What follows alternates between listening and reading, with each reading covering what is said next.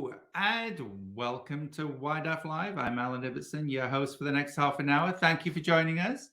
Again, for those of you that are back, for those of you that don't know, YDAF is the wisdom you didn't ask for, but certainly can't lead without. And our goal is to help you wise up at work with strategies and skills and tips to help you develop your leadership skills, to expand your horizons, to build your confidence, and yes, of course, grow your career. I don't know about you, but if there's one thing that I want back in the workplace, it is more emotional and practical wisdom. And I think that starts with each one of us challenging ourselves, to ditch outdated notions of how we lead others and being willing to hear different perspectives on how to make work a great place to spend half your life, because you do. So, in that very spirit, I am thrilled today because I get to decline a spam call. I get to welcome Austin McGhie, who is a strategist to some of the world's most iconic brands, all of which you know. And he recently wrote a book called Find Your Difference, which I have to tell you, I devoured faster than I've probably devoured any book in recent memory. And what surprised me about the book wasn't the brilliance and the wit and the wisdom, in the pages. It was that even though it's a marketing book, it's actually so much more. And I found myself, first of all, thinking, okay, well, I've got to get Austin on the show, but there was so much relevance and implications for so many of us, whether we are looking for a job right now, whether we are leading other people, whether, of course, we're marketers and trying to position and develop a brand, or yes, even if you work in HR or talent and people.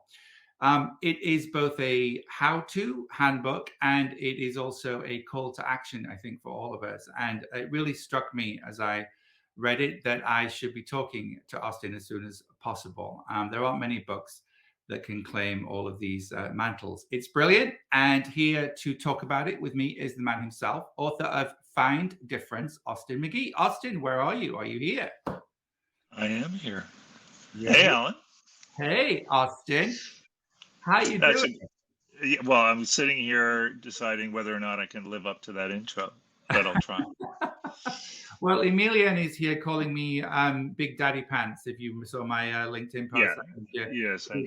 Yes, yeah. I did. Thank you, Emilian. It's good to see you, my friend. We altered the time of the show because we were getting comments from our West Coast colleagues that we were a little bit on the early side. So we've you guys realized there was some people out here on the West Coast. We did. How nice of you. Yeah. I love my West Coast peeps. So I'm thrilled to hear. Thanks for coming. I really appreciate it. I devoured your book, like I told you. That's very cool. Soon after I'd done it, and it's here and it's highlighted all the way through and dog-eared. But there's a lot in here, I think, for us to unpack. I guess a pandemic is a good time to write a book. As good as any, yeah. And the episode is called "What's Your DQ?" As you may have seen last week, I had Barbara Barnett-Abel on the show, and we were talking about DQ. So I want you to, if you would, just tell us what that is and why it matters. Well, DQ is a funny thing. I actually wrote the book. I sort of had a rough idea where it was going to go, but this idea of DQ came up, and at one point, friends said you should call the book DQ, which is much more catchy than Find Your Difference.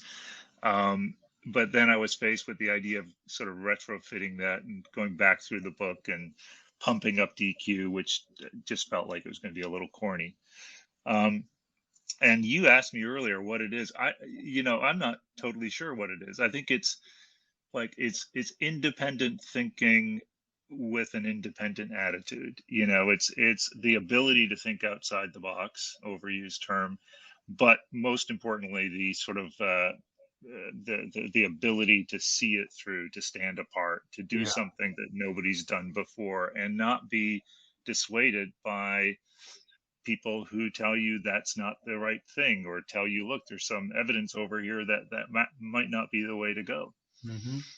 Yeah, I think the thing that I took away was it's finding your difference in a way that other people find to be better. So not being afraid to be unique, I guess. Yeah, it's what you just said is important. Any idiot can be different at the end of the day. So it's the ability to be different in a way that actually counts for something, and to do something different that actually counts for something. That in the book I call, in business you would call it differentiated advantage. Yeah. Okay. Yeah. So who is, of the brands that you know either work with or thinking about right now, who is doing this really well, do you think? Well, it's interesting because this is measured. It's again, I say this in the book. It's amazing to me that you've got all these CMOs, all these companies being evaluated on revenue, on profit, on all kinds of sort of public image measures, but they're not tracking their difference. And CMOs are being evaluated without looking at difference. And it's out there. There's a chapter in the book with just a lot of numbers that makes the financial case for difference. It's probably the least interesting of the chapters, so you can just sort of accept that it's true. Um, and the companies that generally right now lead the way are companies, not surprisingly, like Netflix. Um, ESPN is an interesting case. They led the way for a long time, and they still dominate their category, but they are clearly losing ground to people like Netflix, Amazon, Google, YouTube, which have much higher differentiation. So it's not.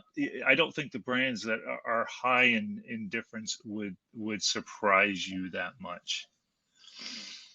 And so, if you take a brand like, I don't know, just pick one out of the air that you talk about in the book, like Patagonia, for instance. Yeah, So yeah. Patagonia is in there. You talk about that. So tell us about, how they do it. Like, what is it that's Well, different about something like the, Patagonia? quantitatively, the interesting thing I think about difference is how it starts. So it starts with you finding a real point of difference. The deeper the point of difference is sort of rooted in your business, the better, obviously. Mhm. Having a real difference and standing out as having difference and advantage to a small audience. And Mhm. that gets you your elevation. And the whole trick of marketing is to keep that elevation while you build your audience. And that's really hard to do. Most people, as they build a broader audience, try to cater to that audience Yeah, and lose their way from a difference point of view. right. So you might be selling to a lot of people, but you're not standing out to anybody. So that's the thing that I've heard you and Alpa, your business partner and my good friend, talk about before, the whole idea of like target narrow, catch wide, right? Is that what Yeah, you're saying? yeah. Alpa does it better than I do, but don't tell her. I think she's here. I think she just heard you. And so what about people, like people in the public eye who do this? Because we have lots of different people who watch this, who are maybe looking for work right now, who are working in organizations, and I think there's a lot in here that I think appeals to a broader audience than just marketers. So we'll talk about that. But who do you think is doing it well on an individual level? Yeah, I think there's almost every person that we can think of who's famous has in some way created a sense of difference about them, a sense of uniqueness about them. And sometimes, like, let's take a really weird example, Kim Kardashian. She's highly differentiated. You may hate what she does, it may drive you absolutely crazy, but you know her name. She stands out. It's different. She created an empire around that difference. So Yeah. you can only sort of applaud her Hmm. willingness to stand out. Um, Yeah. and it's all these people that stand out in ways I personally would not be willing to sign up for. Right. Well, unless somebody said it would make me a billionaire. But it takes a lot of nerve to be different, to stay the course, Yeah. to decide what that difference is, really get inside of it, and stick with it. You got to have a lot of confidence. I mean, I think about people like Yeah, people that really stand out, like in their particular, genre or field, or amongst their peers. And I think about people like, you know, in the entertainment world, I think about people like Simon Cowell is one example. Naomi Yeah. Campbell is another. In the world of marketing and branding and advertising, Cindy Gallop is brilliant. She goes Yeah. out and just Yeah. balls to the wall, gives zero Fs. She'll just go out and say it. Sarah Blakely, I think, has really done a great job too, and I know you Yeah. write about her a little bit in the book. Yeah. Yeah. Absolutely. Oprah Oprah. um, completely redefined that business to some degree. And I talk in the book about these people that are sort of our case studies that we love to trot out. People like me love to trot them out. Bezos and Amazon, and Steve Jobs, and Bill Gates and Zuckerberg, and how many of us have the nerve to do what they do, to stand out, though, to create something completely different and to stick with it. I I met I saw Bezos and his team when there was 8 of them in a little warehouse. They'd taken the doors off the frames to use as desks. They were selling about 100 books or so, and they couldn't possibly have been more excited about this. And Right. now you flash forward to today, and that company lost money for years. People said he was doing a horrible job many times. He just stuck with it. Yeah. Kalanick at Uber. I mean, I don't know the guy, but he sounds like he can be a real asshole. But my Yeah. God, would I have had the nerve to stay the course the way he did? Well, I think that's when you sort of Absolutely get not. into, there can be a dark side to some of this difference, Oh yeah, bring. And so yeah, it does, I think, come with it comes with conditions, right? Like yeah, you yeah. cannot be a complete D1CK if you're going to stand out. You've really got to stand for something that means something in positive way, especially if you're in a leadership. We've got some great comments going on actually. Billy Porter. Yeah, Billy Porter is, I think a great yeah. example. RuPaul is an amazing He's example. Yeah, amazing. Yeah.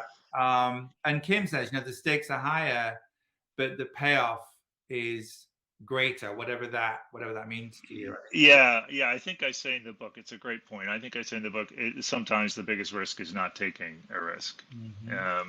But somebody else earlier I noticed said it takes a lot of courage to stand out, and it does. Yeah. It just takes a lot of nerve. And in business, it's a lot easier to tuck your head in and do the iterative thing.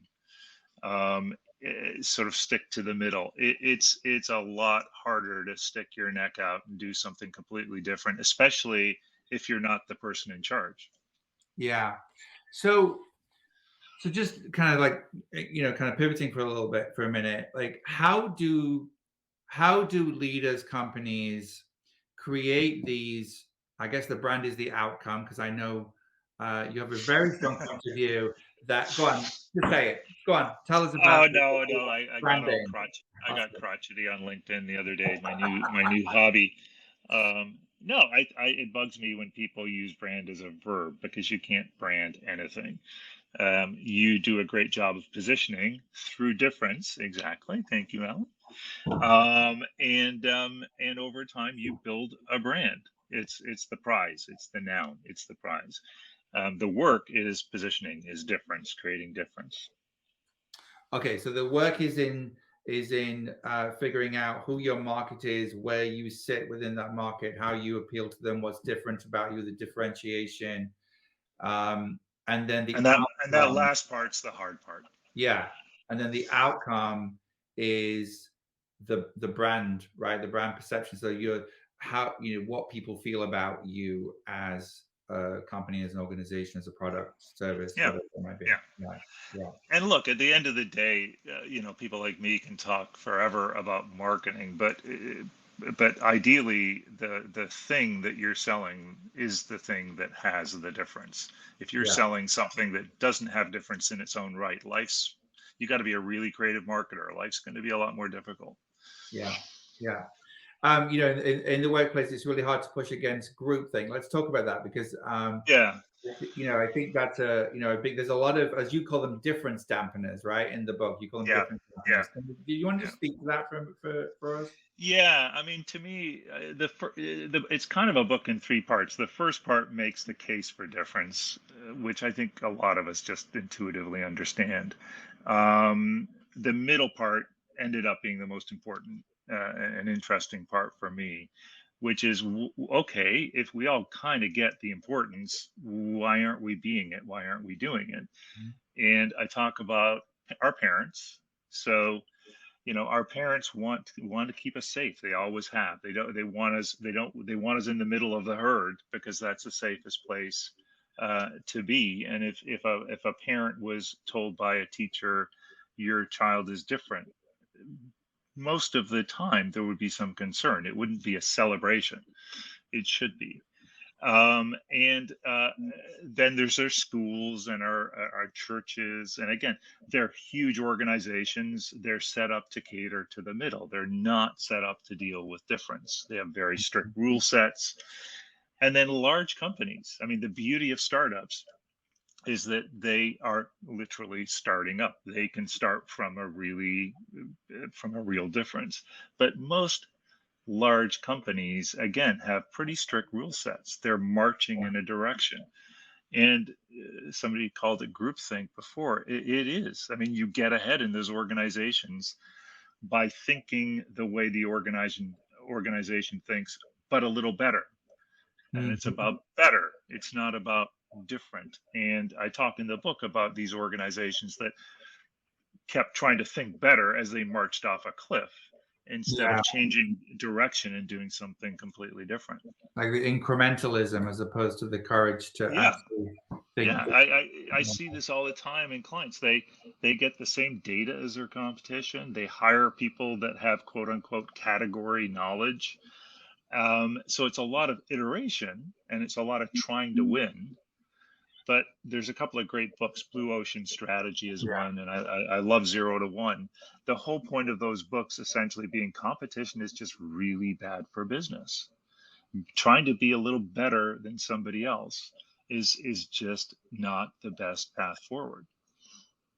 Yeah, sort of being a category of one is much better than competing. Correct. Right. Yeah. Yeah. Yeah. Yeah. Um, and so, one of the things that you talked about, I thought was quite interesting in the book as well, was the balance of power between white males are a bit less than 30% of the general population, yet they occupy 72% of our senior management positions. Yeah. Why am I not surprised you picked that one out? Yeah. The other one, my favorite, is there are more CEOs named Dave than there are female CEOs. I can't remember the source of that, but it's just when I say it to people, they laugh, but they don't go, "That's bullshit," which No, you would, because it's totally you know. believable, right? So yeah, yeah, it Yeah. is, and again, if your position is, I think one of the most interesting things about organizational culture, I always say you can tell the health of an organization by the amount of debate within that I'm organization, by literally reading that paragraph right now. Yeah. yeah, like by how much it's encouraged. And it starts at the top, of course, but are you willing to let your people tell you you're wrong? And how do you actively encourage that? How do you make sure it's about the ideas, not about the people, of Yeah. course? But yeah, if you don't have diversity of people in your organization, how can you expect to have diversity of thought? Um, Beats me. I, I just don't know. It beats me. Yeah. I mean, you see, saying here, one sure sign of a healthy, successful organization is the active presence of debate. If your people can't call bullshit on leadership thinking, you're doomed to a mundane existence of strategic short-sightedness. Yeah. Yeah. Yeah. I say this in the book, but I used to, when I was running an ad agency, I realized that I was probably guilty of that. And we brought in a bunch of what we called the young Turks, young, skeptical people that worked in the agency, and just asked them to have at it.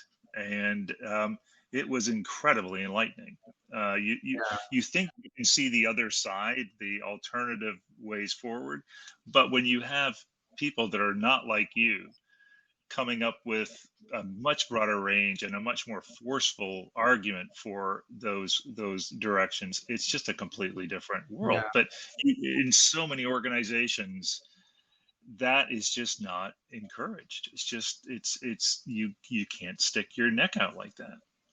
No, and when I was reading the book, I immediately started to think about the work of people like Amy Edmondson, who talks about psychological safety, and Mm, Ken Robinson, who wrote a yeah, book called The Element, and that great story he tells about the young woman who was couldn't sit still, and eventually somebody just looked at her and said, "She's a dancer. Put her in dancing school. Put her in dance school." And then yeah, she yeah. thrived and became a famous ballerina. There's it sort of seems to go back to not just leaders, but parenting and education as well.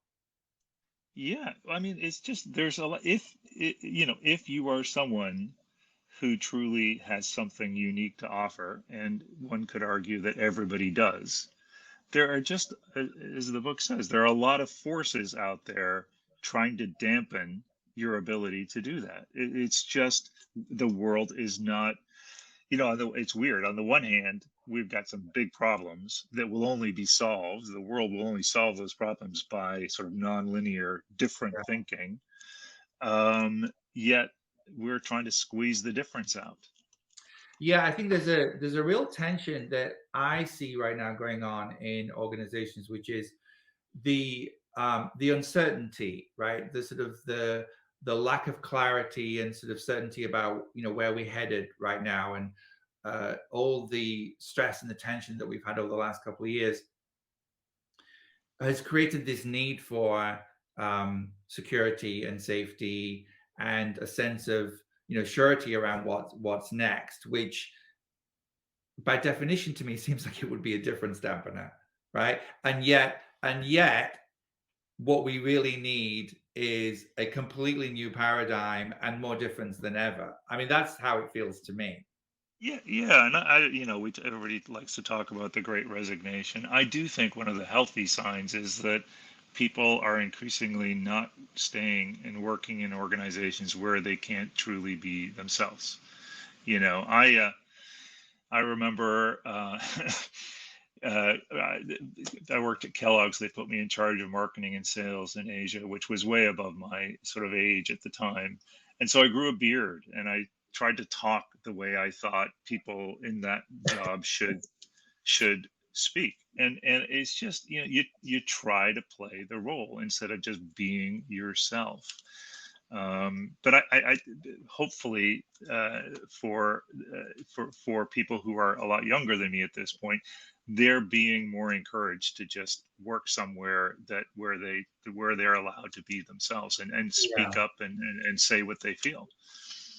Yeah, I'm hoping that that's becoming increasingly true. But to your point earlier on, there are more CEOs called Dave than there are, women CEOs, and so there's still a lot of people, holding positions of power and holding control that don't necessarily value that difference in the same way that we're talking about, right? Yeah, yeah. I mean, it's obvious. It's obviously getting better, but the rate of change is just it's so slow.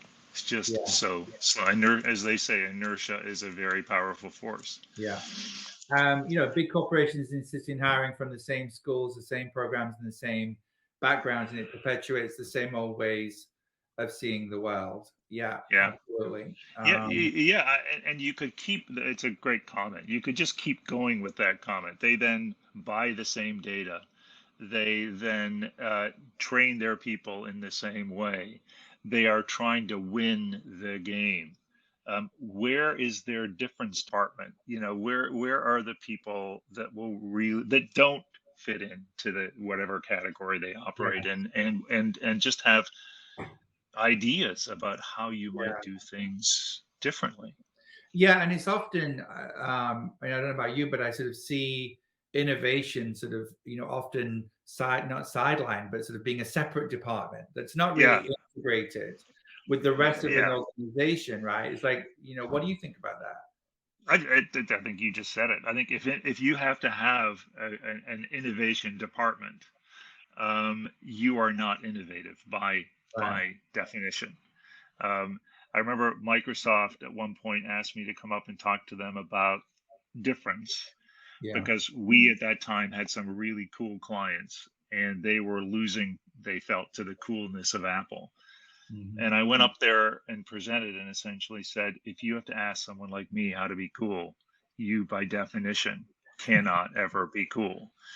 And I think the same thing goes for words like innovations. Like if you have to create a department, Netflix, I don't, do they have an innovation department? Maybe they do. I don't know. But the whole company has The whole company. pivoted.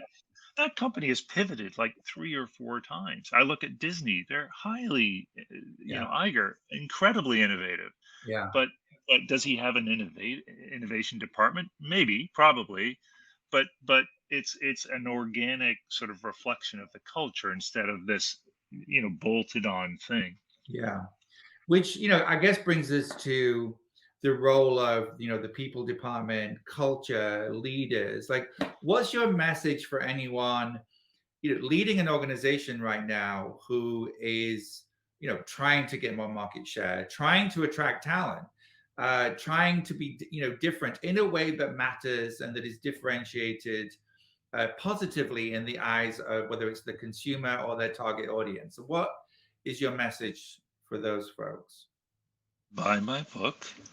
Um, well, but seriously, find your difference. Like it's life is so much easier when you can lock into your difference. Now, it's easier still if that difference is fundamentally embedded in what you do. And so that's like if you're head of marketing at Apple, I think your job is relatively easy. But a lot of people have to literally find it to sort of sweep away all the other stuff and find the thing that they can really drive forward with, that makes them unique. And I think that you need people who are willing to do things differently.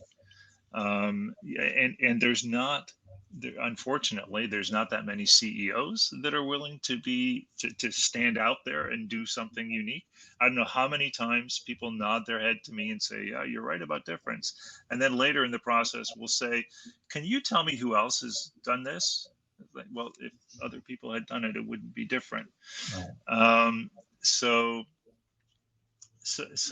I just, can people be trained? That's so somebody just asked the question, can people be trained? I think we can be trained to maximize our God-given DQ. Yeah, So I don't think, I agree. I think there are clearly people who have, there was an just stop me if I'm going on, but there was an experiment done in the 50s or something by this guy Solomon Asch. I read about in the book, and it cut a long story short, he kind of found the ability to conform or not conform to be a bit of a normal curve.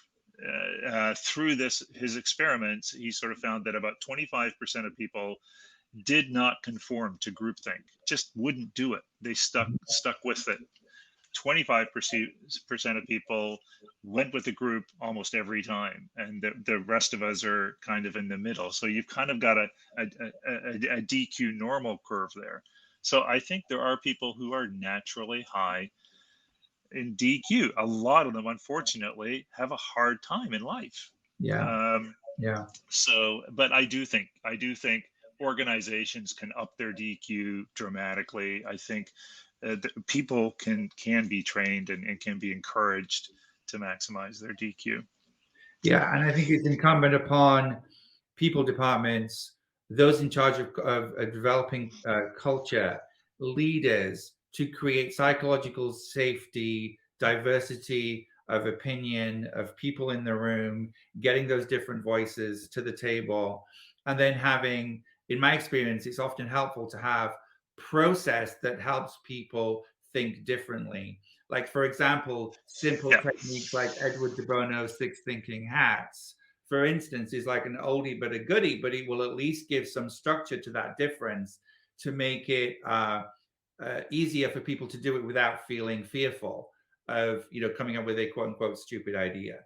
So, Yeah. and those are the things, to Emilian's question about, can you train people to sort of do this? There are definitely techniques and ways that you can do it. But as a leader, I think you really do have to be open to that debate, willing to be challenged and questioned on a regular basis, and create that environment. Otherwise, you're not going to have a brand that is differentiated in the marketplace. Yeah, I remember Alpa and I working with Bob Iger and the leadership team at Disney years ago, and both of us were so struck by the fact that Bob Iger would say something, and if his team did not agree with him, they would just immediately call him out, and the guy wouldn't blink. Right. You could just he's completely comfortable with people saying, "No, Bob, that's a bad idea." Yeah. And you know who does the same thing? Sarah Blakely at Spanx does the same. I'm sure that's famous for doing that. We're out of time, Austin. Thank you for coming. I know it was a brief conversation, but I really appreciate you coming in today. Thank you. No, it's fun. Thanks, Alan. So please, everybody, buy the book. It's called Find Your Difference. It's available at all good bookstores, on Amazon, Barnes & Noble, or, of course, yes, your local bookstores. Please support your local bookstores.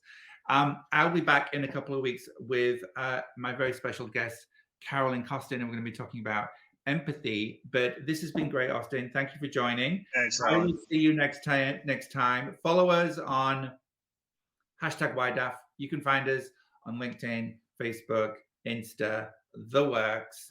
It's been fun. It's been great. And the guy next door with the leaf blower even promised to turn off his leaf blower for half an hour so we could do the show. So thank you to my neighbor, and I will see you very soon. Take care. Thanks, Alan. Thanks, Austin.